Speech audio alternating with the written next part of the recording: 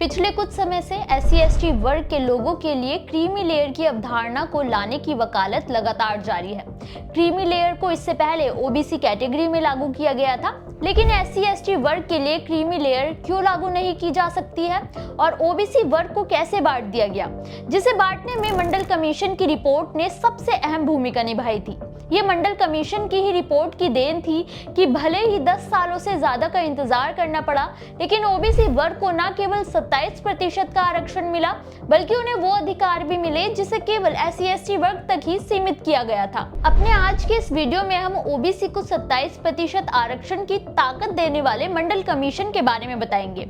साथ ही कैसे ये OBC के लिए वरदान साबित हुआ और कैसे हुई इसकी शुरुआत, इसके बारे में भी जानेंगे। नमस्कार, मेरा नाम है मोहिनी, आप देख रहे हैं भीमसेना। 1 जनवरी साल 1969 का समय था। केंद्र में मोरारजी देसाई देश के प्रधानमंत्री के पद पर आसीन थे।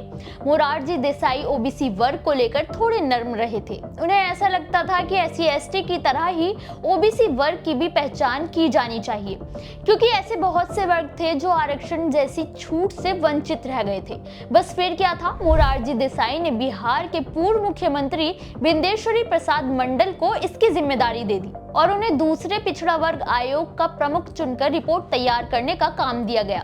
BP मंडल ने पूरे 2 सालों का समय लिया OBC वर्ग की रिपोर्ट तैयार करने में और 31 दिसंबर 1980 को रिपोर्ट तैयार हुई। लेकिन इससे पहले कि इस रिपोर्ट को लेकर कोई फैसला होता, केंद्र की सरकार बदल गई और इंदिरा गांधी देश की PM बन चुकी थी, जिनकी मौत के बाद राजीव गांधी PM बने और मंडल की रिपोर्ट ठंडे बस्ते में चली गई, वो भी करीब 1 दशक के लिए। अब सवाल ये उठता है कि इंदिरा गांधी ने इन रिपोर्ट को लेकर चर्चा क्यों नहीं की?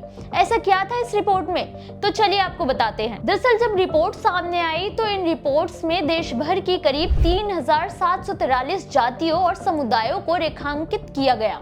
OBC यानी कि अति पिछड़े वर्ग में, जो कि इस वक्त देश की जनसंख्या का करीब 52% था, जिसमें SC/ST वर्ग शामिल नहीं थे, ये गणना 1931 की जनगणना के आधार पर तय की गई थी। लेकिन विडंबना ये थी कि 52% संख्या होने के बाद भी उन्हें आरक्षण केवल 27% ही दिया जा सकता था। इससे ज्यादा आरक्षण देना सुप्रीम कोर्ट के उस फैसले के खिलाफ होता, जब 1963 के MR बालाजी बनाम मैसूर राज्य मामले में सुप्रीम कोर्ट ने आरक्षण के लिए 50% की सीमा तय कर दी थी, जिसमें से SC और ST के लिए पहले से 22.5% तय किया गया था। ऐसे में केवल 27% ही आरक्षण बचता है, इसलिए मंडल कमीशन में 52% जनता के लिए 27% आरक्षण की ही मांग की गई थी। साथ ही रिपोर्ट में सिफारिश की गई थी कि OBC वर्ग को सरकारी नौकरियों में 27% आरक्षण के साथ साथ प्रमोशन भी लागू किया जाए। SC/ST की तरह OBC को भी उम्र में छूट दी जाए। मंडल कमीशन में सरकार से OBC वर्ग के लिए नए प्रावधान लाने का जिक्र भी किया गया था। अब सवाल ये उठता है कि जिस मंडल कमीशन को मोरारजी देसाई ने खुद आगे बढ़ाने की पेशकश रखी थी, उस मंडल कमीशन को इंदिरा गांधी और राजीव गांधी ने लागू करने की पहल क्यों नहीं की? तो इसके पीछे कई कारण थे।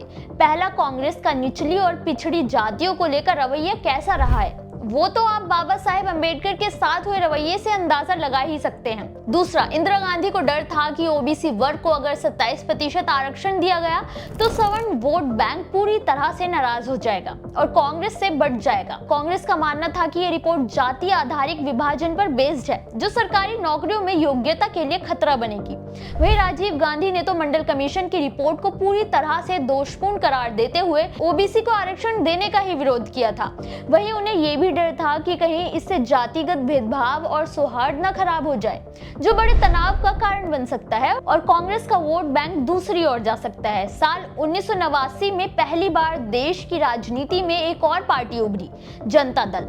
इसके मुखिया VP सिंह ने अपने चुनावी घोषणा पत्र में सरकार में आने के बाद मंडल कमीशन की सिफारिशों को लागू करने का वादा किया था, जिससे वो OBC वर्ग को साध सके। उन्हें थोड़ा फायदा भी हुआ। 143 सीटें जीते तो सही, लेकिन कांग्रेस ने 197 सीट लाकर जनता दल का समीकरण बिगाड़ दिया, मगर राजीव गांधी ने सरकार बनाने से इनकार कर दिया और फाइनली VP सिंह की सरकार सत्ता में आ गई और अपने वादे के मुताबिक 7 अगस्त 1990 के दिन मंडल कमीशन की सिफारिशों को लागू करने का ऐलान कर दिया गया।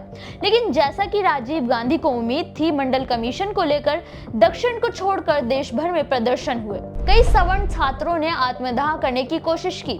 इस प्रदर्शन की आग को दबाने के लिए उस वक्त जनता दल की समर्थक पार्टी भारतीय जनता पार्टी ने राम मंदिर का मुद्दा उठा दिया, रथ यात्राएं शुरू की, लेकिन कुछ भी फायदा ना होते हुए देखकर बीजेपी ने समर्थन वापस ले लिया, जिससे वीपी सिंह की सरकार गिर गई। मगर तब तक वो अपना काम कर चुके थे। मगर मंडल कमीशन की राह अभी कहां आसान होने वाली थी। इंदिरा साहनी ने इसे चुनौती दी और तब पहली बार क्रीमी लेयर सामने आया।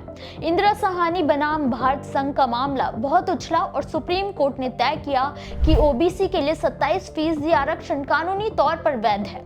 लेकिन कोर्ट ने इसमें कुछ नियम लागू कर दिए, जिसमें प्रमोशन में लागू करने से रोका गया। साथ ही ओबीसी समुदाय के आर्थिक रूप से संपन्न लोगों को ओबीसी आरक्षण से बाहर रखने के लिए क्रीमी लेयर का कॉन्सेप्ट लागू किया गया। मंडल कमीशन की रिपोर्ट के आधार पर ओबीसी वर्ग को भी ताकतें दी गई। उन्हें भी SC/ST वर्ग की तरह अलग और विशेष माना गया, जो एक बड़ा और ऐतिहासिक कदम माना गया। अगर आपको हमारी वीडियो अच्छी लगी हो तो कमेंट करके जरूर बताएं। वीडियो को लाइक करना बिल्कुल ना भूलें।